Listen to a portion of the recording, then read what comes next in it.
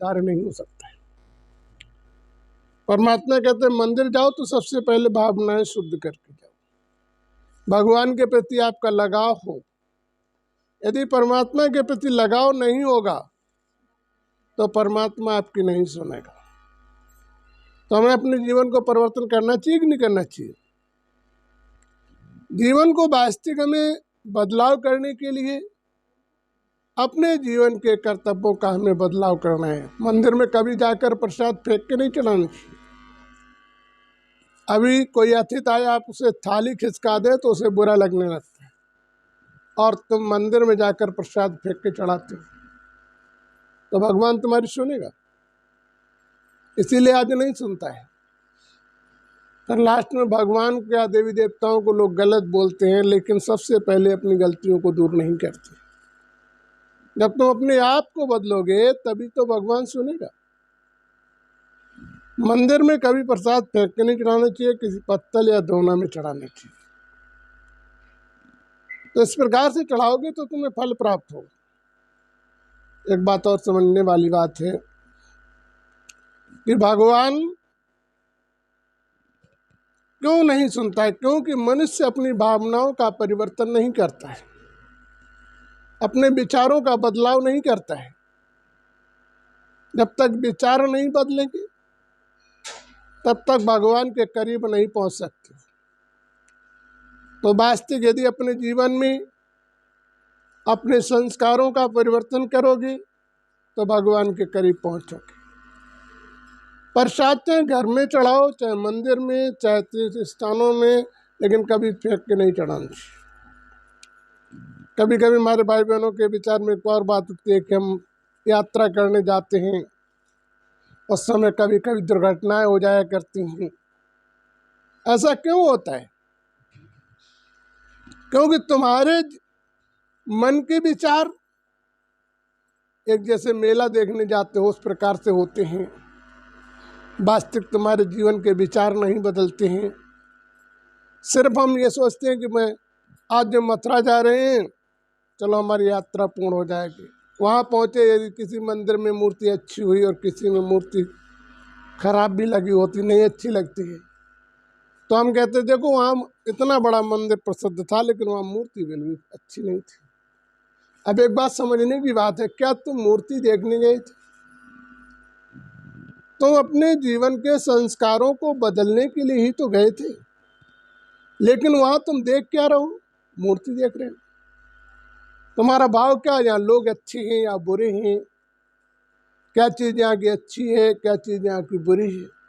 तो तुम्हारी भावना तो भगवान के प्रति नहीं है, भाव तुम्हारा नहीं बदला, तो तुम्हारे जाने का भी फायदा क्या निकलेगा? भगवान कहता मेरे पास आने से पहले आपके भाव तो बदले, विचारों का परिवर्तन हो, क्योंकि भगवान किसी के चेहरे या शकल को नहीं देखता है, भगवान तुम्हारी आत्मदर्पण को देखता है। जब तक आत्मदर्पण आपका परिवर्तन नहीं होगा तब तक आप भगवान को प्राप्त नहीं कर सकते। तो विचार करो, हमें यदि यात्रा करनी है, भगवान के लिए जाना है तीर्थ स्थानों में, तो पहले विचार बदल लेना है। किसी प्रकार का आदी नहीं होना है, किसी सुंदर वस्तुओं या किसी प्रकार की व्यवस्थाओं में नहीं उलझना है। जब ऐसी व्यवस्थाओं से अपने मन को हटाओगे तब भगवान के करीब पहुंचोगे, और तब तुम्हें यात्रा करने का फल भी प्राप्त होगा। एक बात और होती है, हमारी बहनें सवेरे आरती गाती हैं, लगाती हैं, लेकिन विचार करो जिस समय तुम आरती गा रहे हो तुम्हारा मन तो आरती में है, भगवान में तो नहीं। फिर क्यों सुने भगवान तुम्हारी? जब आपने अपना मन ही नहीं बदल पाए, अपने विचारों का ही परिवर्तन नहीं किया। सिर्फ आज भगवान को याद करना लोगों ने एक ड्यूटी समझ ली है, हम अपनी ड्यूटी पूरी करते, और कभी ड्यूटी पूरी करने से भगवान तुम पर खुश होगा? इसलिए हमें अपने जीवन की इन व्यवस्थाओं को बदल लेना चाहिए। यदि भगवान से कुछ पाना है तो अंदर के विचार बदल लो। जब तक तुम्हारे मन के अंदर संशय रहेगा,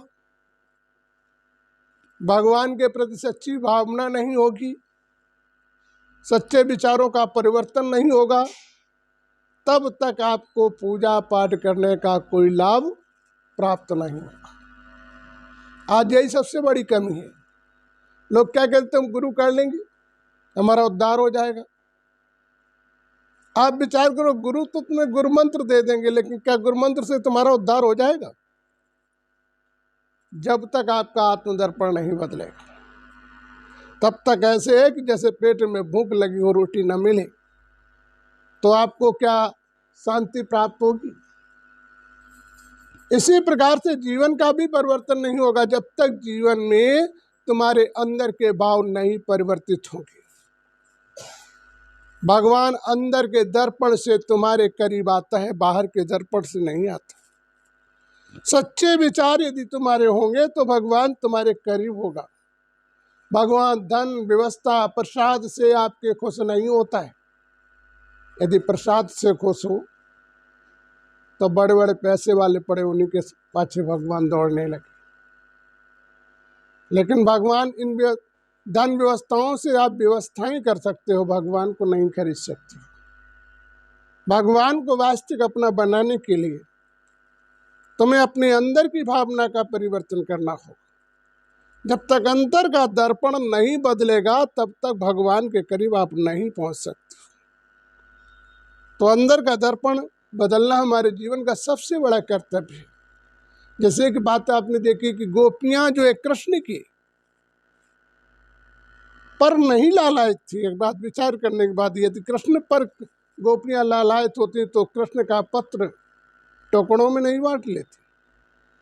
क्योंकि आज भी आपने समाज में देखा होगा, जो किसी के प्रति आकर्षित होता है उनके शब्दों पर टिका होता है, उसके व्यक्ति पर नहीं टिका होता, शब्दों पर टिका होता। शब्दों के हिसाब से उसे स्नेह होता है, प्यार होता है, लेकिन कर्तव्य पर नहीं होता है। गोपियों को कृष्ण से प्यार नहीं था, उन्हें आंतरिक आत्मा से कृष्ण पर, कृष्ण की भक्ति में लीन थी। इसीलिए उद्धव जी के पत्र ले जाने पर उन्होंने टुकड़े टुकड़े बांट लिए थे, पत्र नहीं पढ़ा गया था।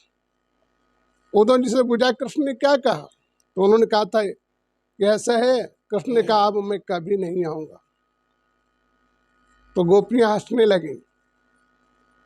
उन्होंने कहा चलो राधा के पास से ले चले गए कि देखो राधा, ये तो कहते कृष्ण कभी आएंगे नहीं। राधा ने कहा उद्धव तुम तो ब्रह्म हो, मैं कृष्ण को अभी तुम्हारे सामने दिखा दूं। और उन्होंने कृष्ण को जैसे ही याद किया, गोपियों के साथ में कृष्ण को नजर आए, उद्धव जी चक्कर में पड़ गए कि कृष्ण हमसे कहते जाएंगे नहीं, तो रोज यहाँ जाते। तो विचार करिए, संसार में भगवान के लिए आपके अंतर का मन ही सब कुछ है। ऊपर के मन से यदि तुमने भगवान को याद किया तो कुछ भी प्राप्त नहीं होगा। इसलिए अंदर के भाव का परिवर्तन करो। लोगों को दिखाने के लिए भगवान को याद नहीं किया जाता है, प्रसाद चढ़ाने के लिए भगवान को याद नहीं किया जाता है, अपने जीवन की रेखाओं को बदलने के लिए भगवान को याद किया जाता है। तो तुम जब अंतर के मन से याद करोगे तो तुम्हारे जीवन में दुख नहीं आएगा। या कभी कभी हमारे भाई बहनों के अंदर ये भी विचार उठता है, बड़े बड़े महात्मा हो जाते हैं और मरते समय उनकी दुर्गति होती है या किसी न किसी समस्याओं में उलझ जाते हैं। तो विचार करने की बात, महात्मा होना बड़ी बात नहीं, कपड़े बदलना बड़ी बात नहीं है। और जब तक अंतर का पर्दा नहीं बदलेगा तो भगवान तुम्हारे करीब नहीं आएगा। भगवान तुम्हारी क्यों सुनेगा? भगवान अंतर के भाव से ही प्राप्त होता है। अंतर का भाव मीरा का बदला था, जो कृष्ण उनके पाछे घूमने लगे थे। मीरा ने धन दौलत व्यवस्थाएं राज्य सब कुछ त्याग दिया था। तो विचार करो, मानव गर्भग्रस्त में रहते हुए अंतर की भावना का जब तक त्याग नहीं करेगा, स्वार्थ की भावना जब तक उसके जीवन में बनी रहेगी, तब तक वो कभी भी भगवान को प्राप्त नहीं कर सकता है। भगवान को आपके अंदर की भावना ही तो चाहिए। नहीं तो एक विचार करने की बात, आपके घर कोई अतिथि आए और वो अतिथि अपनी मस्ती में मस्त हो जाए तुम्हारी किसी व्यवस्थाओं पर ध्यान न दे, क्या आप उसे घर में रखने के लिए राजी रहोगे? हर व्यक्ति कहना भैया जाओ, यहाँ तुम्हारा गुजारा नहीं हो पाए। इस प्रकार से हमारे यहाँ आपका ठिकाना नहीं।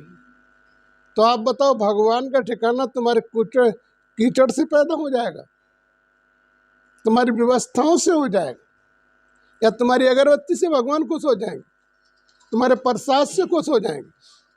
ऐसा नहीं है। जब तक अंदर का भाव नहीं बदलेगा तो ये पूजा पाठ करना भी आपके जीवन के लिए बेकार है। और इसीलिए जीवन में कुछ प्राप्त नहीं होता है, लेकिन हम दोष भगवान पे लगा देते। हमने बड़ा व्रत रह लिए, बड़े नियमों का पालन कर लिया, भगवान ने फिर भी मेरी नहीं सुनी। आपने कभी विचार किया कि मैंने अंदर का दर्पण कभी भगवान को समर्पण किया है? अरे तुम जितने समय तक आरती गाते हो उतने समय भी तो समर्पण नहीं होते हो। तुम्हारा भाव समर्पण नहीं तो भगवान क्यों सुनेगा? हर एक इंसान, यदि इंसान को खुश करने के लिए तुम समर्पित भाव नहीं प्रकट करते हो तो वो भी तो नहीं सुनता है जो तुम्हारे सामने सम्मुख है। परमात्मा तो तुम्हारे अंदर की भावनाओं को जानकर ही कार्य करता है। इसलिए